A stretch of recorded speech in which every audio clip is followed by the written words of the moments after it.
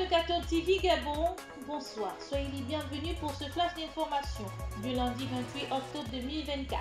Magistère universel.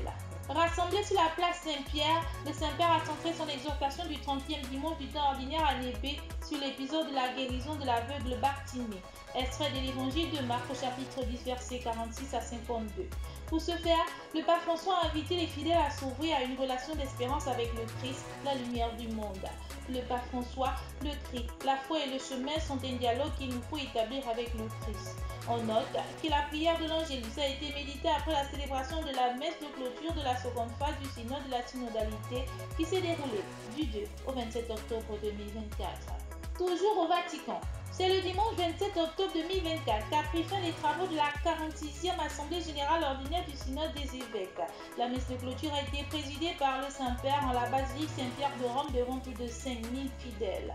Dans son homélie, le pape François, en revenant sur l'évangile de Saint Marc, qui relate l'épisode où l'aveugle Bartimée retrouve la vie après avoir crié vers Jésus, exhorte les fidèles à prendre l'exemple de l'aveugle Bartimée, un homme guéri de sa cécité par Jésus et qui se met en chemin derrière lui. En effet, ajoute le pape François, nous n'avons pas besoin d'une église qui s'assoit et abandonne, mais d'une église qui accueille le prix du monde et se salit les mains pour le servir. Église en marche. Les paroissiens de Saint-Pierre de Libreville étaient dans l'allégresse le dimanche 27 octobre 2024 avec la messe d'action de grâce et de revoir des abbés Henri-Noël Doumadia et Sèche Patrick Nabi Kassa. Une action de grâce qui a vu la participation de tous les fidèles qui ont confié de nouveau leur ministère au Seigneur.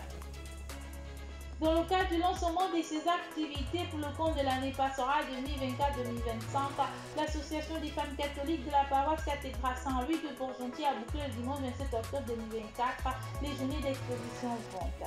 Débutée le vendredi 25 octobre 2024, cette exposition vente a permis aux paroissiens et aux visiteurs de s'approvisionner en produits cosmétiques, vêtements, produits alimentaires et autres. Chers téléspectateurs de Catholique TV Gabon, c'est ainsi que s'achève votre flash d'information de ce lundi 28 octobre 2024. Nous vous remercions de l'avoir regardé. En marche vers les 200 ans de l'histoire de l'évangélisation de l'Église catholique au Gabon, gardons la foi, l'espérance et la charité.